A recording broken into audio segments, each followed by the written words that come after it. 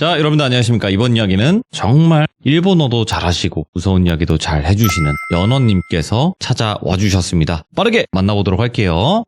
네, 여보세요. 연어님, 안녕하세요. 안녕하세요. 네, 아이고, 연어님. 오늘도 찾아와 주셔서 감사드립니다. 안녕하세요. 네, 저는 항상 좀 기대가 되는 게 오늘 일본에 관련된 이야기가 있을까? 왜냐? 연어님이 또 일본어를 네. 해주시면 제가 알아듣는 게 너무나 행복해서. 다음에는 일본어 능력고사 같은 거 준비해 와서 별비님을 한번. 제가 진짜 만약에 진짜 네. 배울 의지가 있다면 연어님께 연락을 드리도록 하겠습니다. 좋은 학원에 가주십시오. 감사드립니다. 네, 알겠습니다. 일단은 연어님 오늘 해주실 이야기가 어떤 이야기가 될지 간단하게만 이야기해 주시면 좋을 것 같아요.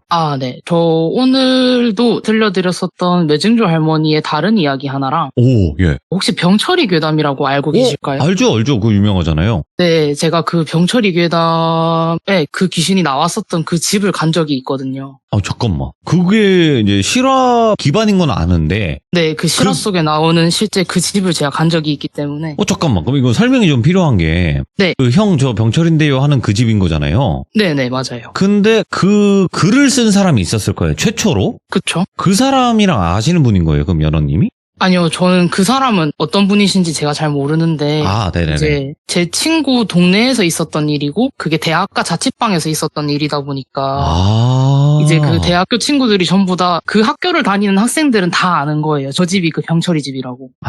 오케이. 일단 들어는 봐야 되겠지만 도대체 어떤 이야기일지 그러면 바로 출발을 해보도록 하겠습니다. 렛츠고! 길이십니다. 연어죠!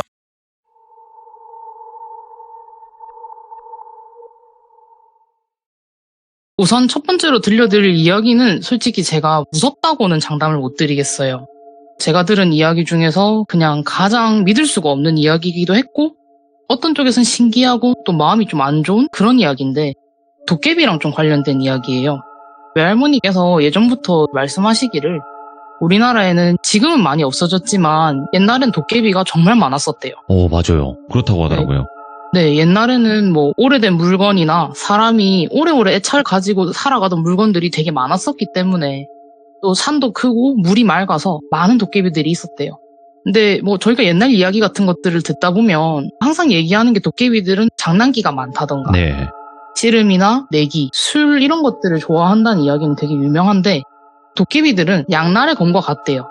사람에게 커다란 해를 끼치는 도깨비도 있기도 하고 또 토종 도깨비들은 못된 짓을 하거나 본인들 터에 함부로 들어와서 살거나 허락 없이 아니면 자신들을 속이고 돌리는 짓만 하지 않으면 또 의외로 순진한 구석이 있는 친구들이기도 하고 또 의외로 착한 면도 있는 그런 것들이 도깨비라고 하면서 이야기를 해주셨는데 이번 이야기는 저희 외증조 할머니가 저희 외할머니한테 들려주시고 또 외할머니가 저한테 들려주시면서 구전된 이야기인데 저희 외갓분들은 다 제주도 분들이세요. 아주 오래전부터 제주도에 사셨었고 그래서 제가 아직도 제주도에 갈 일이 있으면은 지금은 저희가 아무도 살고 있지 않아서 별장으로 쓰고 있는데 네. 돌아가신 외증조 할머니 댁이 여전히 있어요.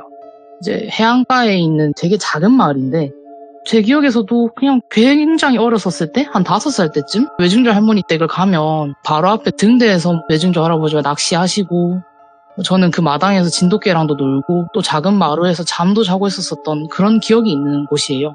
오늘은 거기가 배경이 될 건데 저희 이제 그 마을은 저도 저희 어머니도 태어나기 훨씬 전에는 지금은 많이 개발이 돼가지고 뭐 세븐일레븐도 들어와 있고 많은 것들이 들어와 있지만 옛날에는 집들 사이 거리도 띄엄띄엄 떨어져 있었고 마을 뒤편에는 큰 들판이 있는 그런 동네였대요.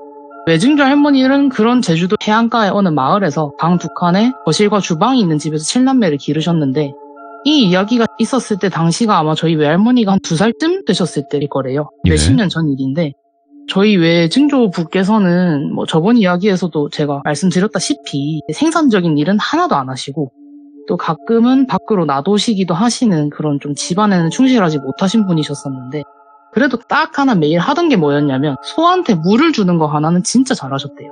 하는 일이 딱 그거 하나밖에 없으셨었는데 할머니 댁에서 조금만 걸어서 뒤쪽 들판으로 가면 소한테 물을 먹이기에 딱 좋은 농수로로 들어가는 작은 개울 같은 게 있었대요.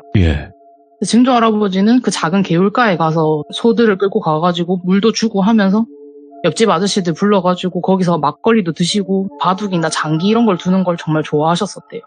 그래서 외증조 할머니는 그런 외증조 할아버지가 못마땅하죠. 다른 일은 아무것도 안 하고 선물만 주니까. 그래도 애들 아버지시고 그러니까 내가 참고 살자 하면서 저번 이야기에서 말씀드렸던 그런 일들도 하시면서 집안 생계를 책임지고 또 꾸려나가시는 가장이셨었어요. 예. 그런데 어느 날 저녁에 저녁 식사가 거의 끝나갈 무렵에 외증조 할머니가 마당에서 식사하신 걸 정리하고 있었대요. 근데 누가 밖에서 문을 이렇게 콩콩 두드리길래 그 할머니가 이게 나무 대문을 이렇게 딱 열고 나가보니까 한 10살 정도 돼 보이는 되게 좀 초라한 행색을 한 꼬마가 할머니를 이렇게 쳐다보고 있더래요. 그러면서 손에 들고 있던 그릇을 이렇게 앞으로 내밀면서 배가 너무 고픈데 뭐 먹을 것 좀 주실 수 있을까요? 하면서 물어보더래요. 근데 그때 당시 제주는 이제 제주도 자체가 워낙에 좀 척박한 땅이에요. 쌀도 잘 안 자라는 도시고 해가지고 또 그때 당시에는 흉년이 계속 몇 년 동안 이어졌었어가지고 다들 먹고 살기가 쉬운 일이 아니었대요. 그래서 그냥 이렇게 종종 부모가 애들은 어떻게 못하겠지 싶어갖고 애들을 앞세워서 국어를 시키는 경우가 종종 있었어서 할머니가 물어봤대요. 너 혼자 먹을 거니? 아니면 같이 먹을 사람이 있니? 하고 물으니까 네. 아이가 어디 가서 또 문전박대를 당하고 왔나 봐요. 근데 여기서는 뜻밖의 이 친절을 보이면서 심지어 한 사람 몫을 더 주겠다 하니까 놀란 눈을 하면서 얘 한 명 더 있어요 하고 대답을 하더래요. 그래서 할머니가 당신 살림도 되게 빠듯하시긴 했었지만은 어린아이가 굶어 죽는 꼴은 또 못 보시겠어갖고 음식을 한 2명 정도는 나눠 먹을 수 있을 만큼 저녁 먹고 남은 음식을 아이가 가져온 그릇에 채워주셨대요. 예. 그러고는 애한테 저기 건넌 마을에서 풍년을 기원하는 굿이 열린다는데 거기도 한번 가봐라 하면서 또 알려주셨대요. 그러니까 이제 애가 먹 인사를 하고 감사합니다 할머니 하고는 쌩 하고 사라지더래요. 그래서 혹시 부모가 근처에 있나 하면서 기웃기웃거려도 부모는 근처에 없더래요. 그래서 아휴 저 어린 것이 불쌍해서 어쩌나 이런 생각을 하시면서 아이를 보내시고 이제 저녁을 먹었으면 시골은 보통 바로 잠자리에 들어요. 그래서 그날 하루를 마무리하고 잠자리에 드셨는데 마당에서 자갈에 있는 돌을 자그락자그락 밟으면서 마당을 돌아다니더래요. 그래서 마당을 누가 계속 빙글빙글 돌면서 할머니 이름 석자를 계속 부르더래요. 예. 땡땡아 땡땡아 하면서 계속 부르는데 근데 그 소리가 어린애 목소리인데도 마치 그 장군이 말하는 것처럼 엄청 크고 우렁차가지고 잠을 도저히 주무실 수가 없었대요. 너무 신경이 쓰여서. 근데 뭐 그래도 할머니는 평소에 귀신을 좀 많이 보시던 분이시니까 산전수전 다 겪은 베테랑이시거든요. 근데 귀신 보는 사람이 제주도에서 몇십 년을 잘 버텼다고 하면 진짜 말 다 한 거예요. 제주도는 예. 섬에다가 또 산인 곳이라 가지고. 네. 그래서 할머니는 어디 귀신이 사람 이름을 부르나 재수없게 하면서 싸구려 소금을 손에 한 움큼 딱 쥐시고 창문을 빼꼼히 열어갖고 밖을 확인을 하시니까 아까 저녁에 봤던 그 꼬마가 마당 한가운데 딱 서서 할머니 이름을 부르면서 막 애타게 찾고 있더래요 자기를. 그래서 할머니가 혹시 뭐가 잘못됐나 싶어갖고 놀래갖고 마당으로 나가니까 딱 아이를 쳐다봤더니 애가 그냥 마당 한가운데 우뚝 서가지고 할머니를 보자마자 울음을 뚝 그치고는 씩 웃더래요. 할머니가 이제 무슨 일이냐, 뭐 내 이름은 어떻게 알았냐 이런 것들을 물어보시려던 찰나에 뭔가 그 애한테서 풍겨져 나오는 기척이 묘하게 사람이 아닌 것 같더래요. 예. 근데 이게 사람도 아니고 근데 그렇다고 해서 귀신도 아니고 뭣도 아닌 되게 이상한 존재라는 그런 게 바로 느껴지시더래요 갑자기. 근데 이게 귀신이라기에는 서늘함이 없고 사람이라기에는 생기가 없는 뭔가 되게 따뜻한 귀신을 보는 느낌이었대요. 근데 꼬마가 할머니를 한참 물끄러미 바라보더니 세대 혹시 원하는 게 있어? 하고 묻더래요. 그 할머니는 그제서야 이게 그 말로만 듣던 도깨비구나. 내가 아까 저녁에 도깨비한테 밥을 줬구나. 아이고 실수를 했네 이런 생각을 했대요. 근데 할머니가 살면서 귀신은 되게 많이 보셨었어도 도깨비는 살아생전에 처음 보신 거라 가지고 뭘 어떻게 해야 될지를 도저히 모르시겠더래요. 아니 뭐 귀신이면은 문 닫고 들어가가지고 소금물 한 잔 하고 자면 되는데 도깨비는 뭘 어떻게 해야 될지를 모르겠어가지고 이제 할머니가 당집에서 일하시던 시절에 예. 도깨비는 신이 아니지만 신격에 가까운 존재. 그렇지만 선악의 구분이 없는 존재. 그런 식의 이야기를 들었던 게 생각이 나가지고 그냥 도깨비한테 얘기를 했대요. 아이고 제가 바라는 게 뭐가 있겠습니까. 그냥 자식 새끼들 다 건강하고 잘 크면 그게 제 행복이지요. 그거 외엔 바라는 게 하나도 없습니다. 베풀으라고 배웠기에 베푼 것이지 대가를 바라고 한 일이 아닙니다. 괜찮으니까 도깨비님도 행복하게 사세요 하고 정중하게 고개를 숙여서 인사를 드리고 거절 의사를 밝혔대요. 네. 그 고개를 이렇게 푹 숙이고 계시는데 마당에 있던 그 꼬마 모습을 한 도깨비가 마당을 또 계속 자근자근 밟으면서 발을 동동 굴리더래요. 그러면서 뚝 멈춰서더니 다시 천진난만한 어린아이 목소리로 그래? 그래도 나는 뭔가를 받았는데 그래? 그럼 내가 알아서 주지 뭐 하고는 다시 할머니가 고개를 들어서 마당을 보니까 이미 사라지고 없더래요. 예.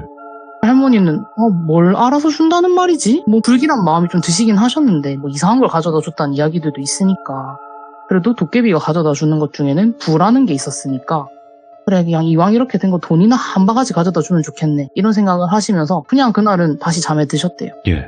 근데 그러고 며칠이 지나서 여기서부터는 이제 잠시 저희 외증조부 시점인데 오. 할아버지는 그날 저녁에도 마당 평상에 누워갖고 그냥 막걸리를 한잔하고 계셨대요. 늘상 그렇듯이. 그냥 막걸리를 이렇게 쭉쭉 먹고 있는데 저 대문 너머에서 평소에 같이 자주 바둑을 두던 그 김영감이 할아버지를 애타게 부르더래요. 할아버지가 대답을 하니까 어이 이서방 날도 좋은데 우리 물가가 갖고 바둑이나 한 판 둘까? 하고 묻더래요. 할아버지는 이놈 새끼가 날도 어두운데 무슨 내일 둡세 하고 마저 술을 드실락 하는데 김영감이 그 돌 담벼락을 손으로 딱 짚고 고개를 빼꼼히 들어가지고 할아버지를 많이 쳐다보더래요. 이 담벼락이 꽤 높아가지고 사람이 까치발을 들어야지 볼 수 있는 건데 저 양반이 오늘 저렇게까지 바둑이 두고 싶나 하는데도 너무 귀찮으셨대요. 그래서 에휴 됐다 이 양반아 하고 그냥 잠이나 자야지 하고 일찍 잠자리에 누우셨는데 네. 자리에 눕자마자 이상하게 갑자기 소들한테 물을 주고 싶으시더래요. 그러니까 그냥 떠놓은 우물가 물을 줘도 되는데 또 갑자기 이상하게 소들한테 개울가 물을 먹이고 싶더래요. 그래서 누워있다가 말고 자리에서 일어나가지고 소를 묶은 끈을 풀로 잡고 소 2마리를 데리고 한밤중에 달빛이나 뭐 마을 곳곳에 있는 빛 같은 것들을 의존해갖고 개울가로 걸어가셨대요. 개울가로 가서 이제 한참 소물을 먹이고 바람도 좀 쐬고 있는데 아까 전에 계속 바둑 두자던 김영감이 호롱불을 들고 막 개울로 이렇게 깡총깡총 걸어 올라오더래요. 신이 나가지고. 그러면서 그 김영감이 막 역시 이서방이야 하면서 김영감은 막 웃으면서 돌 위에다가 바둑판을 깔고 할아버지 의사는 묻지도 안 하고 첫 수는 내가 둘게 하면서 돌을 집어 올리더래요. 할아버지는 그 양반 바둑 안 둔대도 하고 얘기를 해도 아랑곳하지 않고 바둑돌을 올리고 할아버지를 쳐다보니까 저희 집안 사람들이 다 승부사거든요. 이 승부욕에 불탄 할아버지가 그래 어디 한번 해보자 하고 막 김영감이랑 돈을 걸고 열심히 바둑을 두셨대요. 근데 그렇게 한참을 바둑을 두시고 계시는데 왠지 중간부터 자꾸 몸이 으슬으슬하고 너무 춥더래요. 예. 이게 밤바람이 추워서 추운 것 치고는 과할 만큼 추워가지고 김영감한테 이제 그만하고 들어가자 했는데 김영감은 사내가 어떻게 승부를 하다가 그만두냐면서 이것만 마저 하고 집에 가자 이러면서 계속 할아버지를 달래고 오셨대요. 할아버지가 이게 너무 춥고 또 잠이 너무 오는데 하다가 바둑을 이제 계속 두셨는데 깜빡 잠이 드셨대요. 깜빡 잠이 들었다가 사람이 헉 하고 깨니까 개울가 물 안에 몸을 반쯤 담그고 앉아있더래요. 그래서 사람이 얼마나 오랫동안 그 차가운 물가 안에 앉아있었는지 저체온증이 와가지고 온몸이 덜덜덜 떨리고 손끝이 얼어붙어가지고 저릿저릿하더래요. 그래서 겨우 기어가지고 물 밖으로 나오니까 뭐 데리고 나온 소도 없고 그 김영감도 없더래요. 바둑판도 없고 아무것도 없으니까 이게 무슨 일이지 하면서 잠시 몸을 좀 추스리고 일단 젖은 몸을 안고 집으로 돌아오셨대요. 가니까 소는 그냥 축사에 그대로 메어져 있고 김영감네 집은 불이 모두 꺼져 있더래요.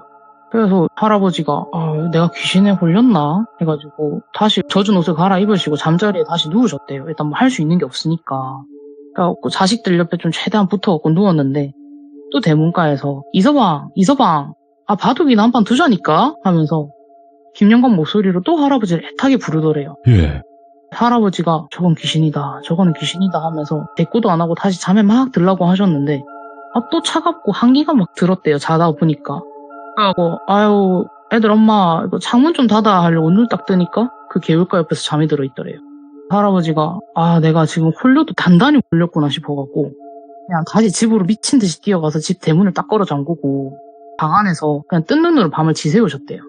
다음날 할머니한테 이 얘기를 해드리니까 이제 외증조 할머니는 도깨비가 보기에도 저 양반이 이 집에서 좀 치워줘야겠다고 생각할 정도로 쓸모가 없었는가 보지? 하고 생각을 하셨대요. 근데 그래도 애들 아버지니까 저대로 도깨비한테 홀려갖고 죽게 두는 건 아니다 싶으셔서 그 집 담벼락 너머 한 구석에다가 막걸리 한 사발이랑 아침 먹고 남은 음식을 좀 가져다 놓고 네. 도깨비님 제가 아무리 미워해도 우리 애들 아버지입니다. 제가 참고 데리고 살아야지요. 제발 살려주이소.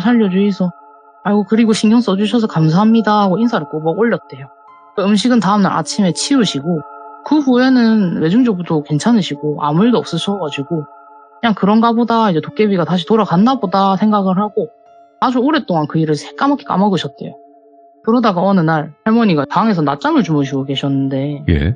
문 밖에서 할머니 이름을 누가 애타게 부르더래요. 할머니는 이 부르는 목소리가 너무 애가 끓고 울음이 잔뜩 섞인 목소리여갖고 할머니가 벌떡 일어나서 마당으로 막 뛰어나가니까 그때 봤던 도깨비가 마당에 서 있는데 이번에는 온몸에 피를 칠갑을 하고 엉엉 울고 있더래요. 그래서 할머니가 너무 놀래가지고 멍하게 도깨비를 보고 있으니까 도깨비가 한참을 서럽게 울더래요. 막 땅을 치면서 꺽꺽 울다가 할머니를 딱 쳐다보더니 느그서방 빨리 데려와 빨리 이러더래요. 하고 도깨비가 계속 느그서방 빨리 데리고 와야 된다고 그래야 산다고 하면서 막 소리를 치니까 할머니가 그 소리를 듣고 잠에서 깨셨대요. 사람이 이런 꿈을 꾸고 나면 불길하잖아요. 그래서 큰아들을 불러가지고 빨리 가서 너그 아버지 좀 모셔오거라 하고 시켰대요. 근데 그때 당시에 증조 할아버지는 약간 정신을 좀 차리셔가지고 근처 읍에 있는 경찰서 밖에서 대기하고 있다가 경찰이나 공무원들이 시키는 자잘자잘한 심부름 같은 것들 있잖아요. 예. 그런 것들을 해주고 약간의 돈을 받는 그런 일을 하고 계셨었는데 그날도 어김없이 경찰서 앞에 서 계셨었대요.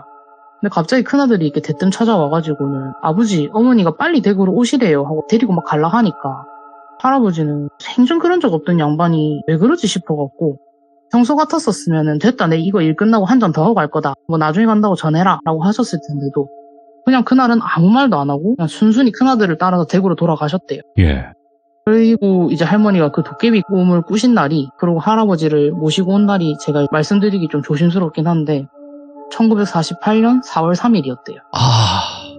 네, 저희가 되게 비극적인 일이 있었었던 그쵸. 그날이었고 네. 그래서 그날 그 자리에서 대기하고 계셨던 할아버지의 다른 친구분들 모두 그곳에서 돌아가셨고 할아버지, 할머니의 가족분들이나 주변 지인분들도 그날 사건으로 많이 돌아가셨대요. 근데 그때 당시에 제가 자세하게 알고 있는 건지는 모르겠지만 그때 내려왔었던 지령에 해안가에서 5km 이내에 있는 사람들은 공격하지 말아 했었거든요. 근데 저희가 해안가에 있는 작은 해변 마을이었기 때문에 변을 당하지 않았대요. 예. 그래서 다행히 할머니네 가족은 목숨을 부지하셨고 그날 정말 많은 분들이 안타깝게 희생이 되셔가지고 한참 동안 그 섬 전체에 엄청 무거운 분위기가 가라앉았었대요. 할아버지는 그때 자신이 살아남은 걸 할머니 덕이라고 생각하셨는지 그날 어떻게 알고 나를 집으로 불렀냐 하고 할머니한테 묻지 않으셨고 또 집 밖으로 안 놔두려고 하시고 집에 정을 붙이려고 노력을 많이 하셨고 할머니는 이제 나중에 정신이 들고 나서 생각을 해보시니까 도깨비한테 마지막에 애들 아버지니까 살려는 주의소라는 소원을 들어주려고 도깨비가 찾아왔었던 거구나 하고 생각을 하셨다고 하면서 이야기를 맞춰주셨습니다. 그러니까 무언가를 받았으면 또 주는 건 확실하네. 도깨비들이 기브앤테이크가 확실하다고. 그러니까요. 변덕이 있어서 좀 나쁜 거를 줬을까 생각을 했는데. 네, 어떤 식으로 줄지는 모르지만은 네. 또 이런 식으로 목숨을 살려주기도 한다 하더라고요, 도깨비가. 신비롭기도 하면서 진짜 귀신도 아니고 사람도 아닌 그 중간의 존재. 근데 살짝 신격화되어 있는. 네, 거의 도깨비가 하급신 정도에는 미치는 힘을 갖고 있다고 하더라고요. 예, 근데 드라마에서는 굉장히 또 잘생긴. 그렇죠. 제가 꼭 만나고 싶은. 이제 님으로 나오니까 네. 조금 더 만나보고 싶기도 하고 좀 그렇기도 하네요. 보니까. 네. 자, 그러면 이제 또 다른 이야기가 있을 텐데 어떤 이야기가 될까요? 이제 아까 말씀드렸던 대로 그 네. 전설의 병철이 괴담. 그렇지. 네. 도대체 뭐예요, 이거? 저도 진짜 어쩌다 가게 된 건데 제가 이거는 21살 때 있었던 네. 일이에요. 괴담 좋아하신 분들은 아마 누구나 한 번쯤은 들어보시거나 읽어보셨을 괴담이 병철이 괴담인데 예. 모르시는 분들도 있으실 수도 있으니까 제가 한 줄 설명을 하자면 네. 귀신이 친구 목소리를 내면서 문을 두드리는 그런 이야기예요. 그게 인터넷에 이제 퍼지면서 유명한 괴담이 된 건데 네. 뭐 제 목소리나 말투 아니면 이때까지 제가 들려드린 이야기 속에서 제 행동들을 보시면 아실 수도 있으시겠지만 제가 좀 무덤덤한 편이에요. 그렇긴 하지만 네. 말씀하세요. 무덤덤한데 그냥 또 텐션 높을 땐 텐션 높고 그런 사람인데 제가 제 체질이나 상태에 대해서 어렸을 때부터 겪은 게 많아서 정말 잘 알고 있어요. 그래서 저는 사사고생하는 걸 별로 안 좋아하거든요. 그래가지고 저는 폐가, 흉가 이런 것 얼씬도 하지 않고 한밤중에 산에 간다든가 물가에 간다든가 저수지에 간다든가 그런 공포영화 클리셰 같은 행동은 절대 하지 않습니다, 저는. 근데 이제 정말 아무것도 모르던 시절에 제 발로 딱 한번 폐교에는 들어가 본 적이 있는데 그거는 다음에 제가 말씀드리기로 하고 오늘은 제가 절대 이런 일을 안 벌이는 사람인데 술에 너무 취해가지고 그만 그런 집을 갔다 왔던 이야기를 해드리려고 하는데, 근데 이야기를 본격적으로 시작하기 앞서서 미리 말씀드리자면은 이미 병철이 집은 허물어져서 없습니다. 실제 그 병철이 집이. 네, 실제 예. 집이 3년인가 전에 허물어져가지고 지금은 찾으러 가보시고 싶으셔도 찾으실 수가 없는데, 지역명은 제가 언급을 안 할 거고요. 근데 그 지역에선 되게 유명한 괴담이기 때문에 아시는 분들은 많이 알고 계세요. 제가 그 지역에 있는 대학을 다니던 고향 네. 친구가 여름방학 때 일을 한다고 부산에 안 내려왔어요. 제가 부산 사람인데 너무 심심하다고 맨날 와라 해갖고, 제가 진짜 그 지역이 꽤 멀거든요, 저희 지역에서. 큰맘 먹고 제가 친구 자취방에 놀러를 갔어요. 근데 이제 친구가 터미널에 데리러 와갖고 같이 버스를 타고 이제 친구 집으로 가는데, 이상하게 이 동네는 친구 집으로 가면 갈수록 논이나 밭 이런 게 보이더라고요. 신데도 불구하고. 그래가지고 친구가 좀 멋쩍었는지 학교가 부지가 넓어갖고 대신 좀 외곽으로 빠져있다, 근처에 이렇게 뭐가 아무것도 없다 이러는 거예요. 그래서 그냥 그렇구나 하는데, 이 친구 학교를 딱 가니까 진짜 아무것도 없더라고요. 둘이서 뭐 할 만한 게 없어가지고 니는 내를 요 왜 오라고 한 거냐 하다가 친구 자취방에 들어갔는데 21살 대학생 둘이 방에 앉아서 할 거는 술 먹는 거밖에 없으니까, 그날은 제가 그런 말도 안 되는 짓을 벌일 만큼 술을 진짜 많이 마신 날이었어요. 술을 대낮부터 까기 시작을 해가지고, 니 매화주 먹어봤나? 안 먹어봤다 하면은 오늘 먹어보자. 니 설중매 먹어봤나? 안 먹어봤다. 오늘 먹어보자 하면서 있는 술 없는 술 계속 퍼먹으면서, 왜 그랬는지 모르겠는데 그걸 다 섞어 먹으면서 점점 제정신이 아니게 됐어요, 제가. 그러면서 친구랑 이런저런 이야기하면서 술을 먹는데 친구가 저한테 갑자기 이러는 거예요. 니 귀신 얘기 같은 거 무서워하나? 이러는 거예요. 근데 귀신 보는 애한테 아무것도 모르고 니 귀신 얘기 무서워하나 물어보는 그 상황이 전 너무 웃긴 거예요. 예. 뭐 그럴 수 네, 있죠. 예. 네, 그래서 뭐 친구는 모르니까. 그래서 그 말이 저는 이제 기억에 좀 남았어요. 그래서 아무 친구가 이제 그렇게 물어보니까 제가, 아니 그냥 그닥 안 무서워한다고. 그러니까 친구가 그러면 자기도 학교에 입학해서 들은 건데 네 병철이 괴담이라고 아나? 이러는 거예요. 그래서 저는 이제 그때 당시에는 괴담 같은 걸 즐겨보는 편은 아니었었어요. 일부러 찾아보지도 않고. 예. 네, 왜냐면 아는 게 많을수록 무서워지는 네. 거니까. 그래서 뭐 공포 영화 아니면 흉가 체험 유튜브 이런 거 좀 자주 봤었어도 괴담 몰랐었어가지고 제가 친구한테 들려달라 하니까 친구가 이건 내가 말해주는 것보다 글로 보는 게 더 맛깔나고 재밌다 하면서 네이트판인가? 아무튼 그 괴담의 원본 글 같은 걸 보여주더라고요. 근데 글이 정말 잘 썼더라고요. 영화 시나리오처럼 이 문체가 몰입감이 있어가지고 제가 되게 재밌게 읽으면서 은근히 또 소름이 돋으면서 실제로 제가 본 귀신이랑 좀 비슷한 느낌이 들어가지고 소름이 돋고 무섭더라고요. 그래서 손을 돌려주면서 야 무섭다 하니까 친구가 맞지? 무섭지? 근데 나 이 귀신 나온 건물 어딘지 안다? 이러는 거예요. 그래서 제가 어딘데? 하고 물으니까 자기도 학과 선배들한테 들은 거래요. 예. 근데 이 얘기가 유명해지면서 대대로 내려오는 그 학교 내 학생들한테는 되게 유명한 이야기였나 봐요. 제 친구가 자기 집에서 걸어서 한 10분에서 15분 정도만 가면, 제가 몇 층인지는 기억이 잘 안 나는데 한 4층 정도 되는 폐건물이 하나 있는데 거기래요. 이게 소문이 돌면서 거기에 원룸방을 쓰려는 애들이 없어져가지고 이제 아예 장사를 안 하신다고 폐건물이 된 건데, 저한테 그러고 이제 눈을 반짝거리면서 얘기를 하는 거예요. 자기 거기 한 번도 안 가봤는데 여름이라서 덥기도 한데 우리 소화시킬 겸 해갖고 거기 근처 구경만 하고 올래? 들어가지는 말고 이러는 거예요. 근데 저는 진짜로 절대로 갈 마음이 아예 없었어요. 그런 데를 굳이 왜 가겠어요, 제가. 그전부터 많이 보지는 못했었었는데 제가 딱 하나 제 인생에서 지론으로 삼는 거는, 그렇게 존재감이 뚜렷한 귀신은 제가 가면 분명히 보여요. 그게 실제 이야기라면. 그래서 친구는 제가 뭐 귀신 같은 거 보는 걸 모르니까 하는 말인데도 전 짜증이 확 나는 거예요. 예. 그래서 제가 원래 감정 기복이 심한 편 아니고 무덤덤한 편인데도 이런 귀신이나 이런 일에 대해서는 살아오면서 좀 당한 일들이 있으니까 성격이 좀 예민하고 화가 갑자기 많아져요. 그 친구한테 니 거기 내 데리고 가면은 소주병으로 니 머리 내리칠 거다, 절대 안 갈 거다 하니까 친구도 그냥 뭐 알겠다, 미안하다, 가지 말자 하더라고요. 그래서 그냥 다른 얘기하면서 술을 마저 먹는데, 네. 이게 또 사람이 술을 계속 먹다 보니까 노래방에 가고 싶은 거예요. 그래서 친구가 그럼 우리 집 밑에 코인 노래방 있으니까 가서 한 곡 땡기고 근처에 또 다른 술집 가서 2차 하자 이래가지고 제가 완전히 술이 된 상태에서 노래방을 가요. 노래방을 거의 기다시피 해서 가가지고 노래방을 딱 나오니까 이게 사람이 술을 많이 먹은 상태에서 악을 쓰고 나니까 머리가 띵한 거예요. 치기가 계속 올라와가지고 2차 못 갈 것 같다. 우리 동네 한 바퀴만 좀 걷고 어디 가든가 말든가 하자 하니까 친구가 그럼 내 맨날 가는 산책 루트 있는데 뭐 내만 따라온나 하는 거예요. 그 친구를 따라갖고 이제 한 바퀴를 저벅저벅 걷고 있는데 이게 그 학교 다니는 친구한테는 미안했지만 이게 논밭 냄새하며 이 시골 냄새가 너무 좋더라고요. 공기도 좋고 별도 많고 해가지고 기분 좋게 취해서 동네를 걷고 있는데 점점 친구가 저를 데리고 좀 인적이 드문 길거리로 데려가는 거예요. 그래서 제가 속으로는 이렇게 깊은 골목까지 내려가도 되나? 그런 생각을 하다가도 저는 일단 길을 하나도 모르고 식기가 안 가가지고 그냥 친구가 가자는 대로 따라갔어요. 꽤 걸었던 것 같아요. 한 20분 정도 걷고 나니까 네. 주변에 가로등이 한 2개, 3개밖에 없는 작은 도로 위에 제가 서 있었는데 친구가 저한테 손가락으로 딱 가리키면서 야, 저게 그 병철이 집이디 이러는 거예요. 그래서 제가 바로 아차 싶어가지고 정신이 확 드는 거예요.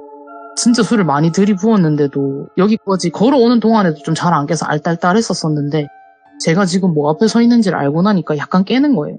그래서 제가 바로 친구 머리 잡고 야, 죽고 싶나? 내가 안 온다 했지? 하니까 친구가 그래도 왔는데 하면서 또 막 하는 거예요. 근데 저도 이미 온 거 어떡하겠나. 또 제가 주변을 이렇게 둘러보니까 뭐가 보이진 않더라고요, 딱히. 그래서 친구를 풀어주고 이게 술이 무서운 게 저도 술을 좀 먹고 나니까 평소 같았으면 바로 도망을 갔을 텐데 호기심이 들기 시작을 하는 거예요. 뭐 살면서 이런 데 가는 유튜브나 이런 건 많이 봤었어도 제가 직접 와본 적은 없으니까 겁도 많으면서 제가 왜 그랬는가 모르겠는데 약간 제가 고스트 헌터가 된 것 같고 기분이 좀 색다르더라고요. 그래서 어떤 용기가 좀 솟아올라가지고 제가 건물에 진짜 바싹 가까이 갔어요. 예. 근데 생각보다 폐건물이 된 지 몇 년 안 됐다고 들었는데 제가 그 근처에 가로등이 있어서 생각보다 휴대폰 후레쉬? 불빛에만 의존해서 봐도 웬만한 건 건물 전체적으로 다 잘 보였었어요.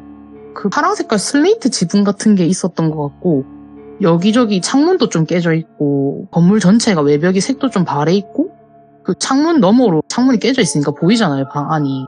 근데 뭐 벽지가 이제 오래되면 낡아갖고 저절로 벗겨지거든요. 그런 식으로 말려서 벗겨져 있고 그냥 건물이 전체적으로 풍기는 분위기가 되게 을씨년스러운 거예요. 근데 긴장했던 거에 비해서는 생각보다 별게 없길래 이런 데서 그렇게 무서운 귀신이 나왔다고? 그냥 잠깐 들렸다 간 건가? 근데 그 지역이 영덕 근처예요. 그래서 그 영덕휴인가? 거기 사진이랑 좀 비슷한데? 이거는 그냥 가짜 괴담인가?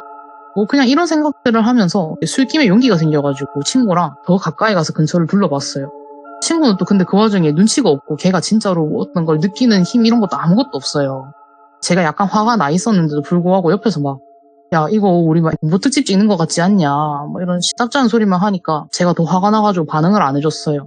친구도 좀 뻘쭘했는지 이제 말이 없어서 되게 고요한 상황에서도 보통 고요하면 무서우니까 제가 도망을 가야 되는데 예.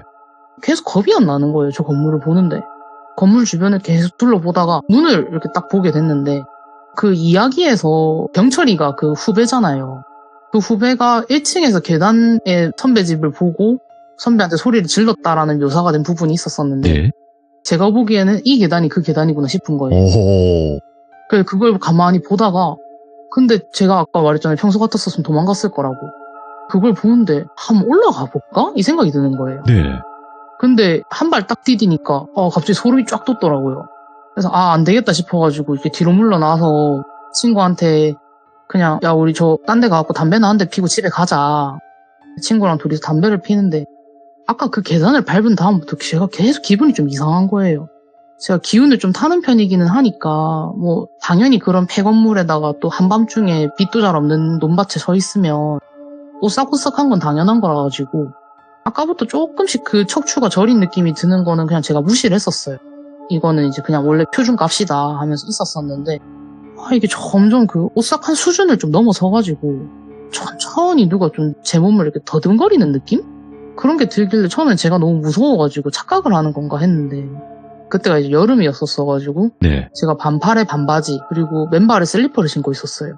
근데 진짜로 누가 엉망 구석구석을 손등으로 이렇게 싹싹 쓰는 느낌이 드는 거예요. 그래서 소름이 이렇게 쫙 돋으면서 술이 그때 완전히 깼는데 이제 술이 깨고 나니까 머리가 맑아지면서 내가 여기 왜 근처에 와 있지? 이 생각이 드는 거예요. 예. 근데 그러면서 예전에 제가 스님한테 들었던 것 중에 연어야 뭔가가 몸을 쓸거나 자꾸 툭툭 이를 건드리면 천천히 자기들이랑 파장이 맞을 수 있게 그러니까 그 기운이 맞게 톡톡 닿는 부분들부터 천천히 물들여가지고 니한테 엎혀가려거나 감아보려고 하는 거니까 조심해라 이런 말을 했었거든요. 그래서 그런 느낌이 갑자기 들고 그 생각이 딱 드니까 아 이거 지금 내한테 엎히려는 것 같다. 망했다 싶은 거예요. 그래서 제가 바로 친구한테 야 가자 하니까 친구가 나 아직 다 안 폈는데 뭐 이런 말을 하는 거예요. 짜증나는데 하면서 막 제가 그냥 표정이 안 좋으니까 친구가 그때부터는 제 표정 딱 보고 아무 말도 안 하고 제가 잡은 손에 끌려서 막 따라왔어요. 근데 갑자기 또 다리가 너무 무거운 거예요. 제가 원래 하지정맥류가 좀 있기는 한데 그런 느낌이 아니라 다리가 부었다는 느낌이 아니라 뭐가 한가득 매달려 있는 느낌? 이야, 예. 또 슬리퍼를 신고 있었으니까 제가 달리지를 못했어요. 넘어질까봐. 그래서 멀리 도망은 못 가고 건물이 보이기는 하는데 조금 멀리 떨어진 가로등까지 도망을 왔어요. 가로등 위까지 정도 오니까 이 온몸을 쓸던 감각이나 뭐 다리 무거움 같은 것들이 없어지는 거예요. 이게 뭐 본 게 없는데 왜 이렇지 하는데 또 화가 갑자기 확 나는 거예요. 친구한테. 안 간다 했는데 결국은 저를 속여갖고 여기까지 데리고 온 거니까 제가 화가 너무 나가지고 친구한테 막 퍼부었어요. 그 친구도 제가 자꾸 짜증만 내니까 아까부터 너도 어쨌든 같이 구경하지 않았냐, 너도 신나하지 않았냐 하면서 막 승질을 내는 거예요. 둘이서 갑자기 또 도망갈 생각을 안 하고 거기 서서 대판 싸웠어요. 막 싸우는데 왜 갑자기 사람이 시선이 확 던져질 때가 있잖아요. 그게 꽤 멀리 있는 곳이더라도 갑자기 시선이 꽂혀가지고 거기만 이렇게 보일 때가 있어요, 종종. 근데 제가 막 친구랑 싸우다가 친구 그 어깨 너머에 제가 갑자기 시선이 움직이는 거예요. 저 멀리 보이는 건물을 보니까 깨진 창문이 제일 먼저 눈에 들어와요. 그런데 건물 안에 어떤 사람이 서 있는 거예요. 근데 제가 사람? 이 밤에?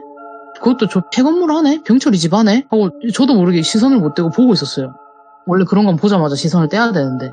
근데 이게 제가 한 사람이 아니고 또 다시 보니까 두 사람, 또 다시 보니까 뭐 더 여러 명, 조금씩 우구르구르구르 해갖고 1분도 안 지나서 건물 안이 사람으로 가득 차는 거예요.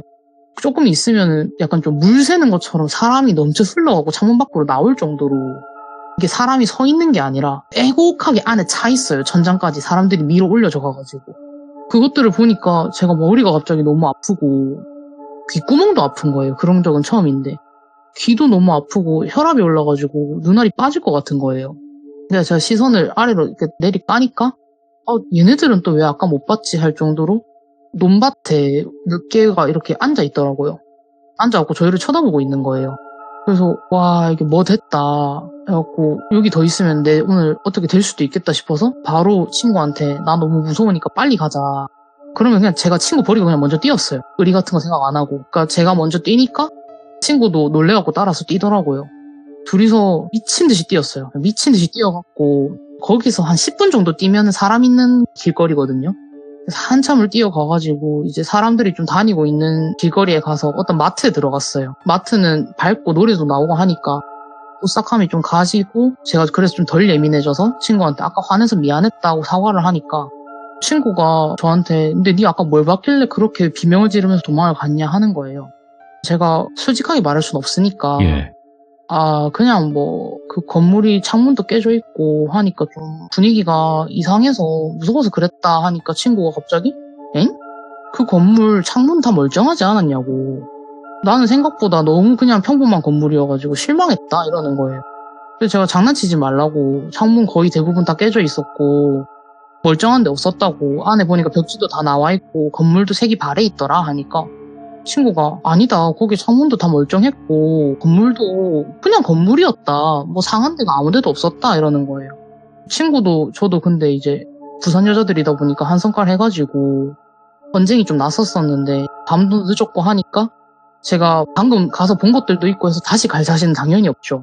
그래서 근처에 걸어가고 싶지도 않아서 그러면은 내일 버스 타고 나가면서 한번 보자고 버스 안에서 한번 보자고 해서 다음날 버스를 타고 지나가면서 친구가 저한테 야 저기잖아 저 빨리 봐봐봐 하는 거예요. 그래서 제가 딱 보니까 진짜로 창문이 하나도 안 깨져 있는 거예요. 창문이 다 멀쩡하고 그냥 낮에 보니까 그냥 진짜 평범한 건물인 거예요. 청소만 좀 하면 당장 내일 사람 들어가서 살 수 있을 정도로. 그래서 제가 어쩐지 지난밤에 제가 술 좀 먹었다고 해가지고 용기가 날 사람이었었으면 벌써 여기저기 사람들이 탐험가자 했었을 때 다 끌려갔었을 텐데 왜 이렇게 근거 없는 자신감이 솟았었는지 좀 알겠더라고요. 술김에 제가 약간 홀렸던 것 같아요. 건물 근처에 가자마자. 왜냐면은 그것들은 귀신은 아니었어요. 무섭진 않았었어. 그냥 제가 영가라고 표현을 하면 그렇게 영가가 많이 밀집돼 있는 건물이면은 이게 사람이 몸이든 시선이든 끌어당기는 힘이 있을 수밖에 없어요. 그곳에는.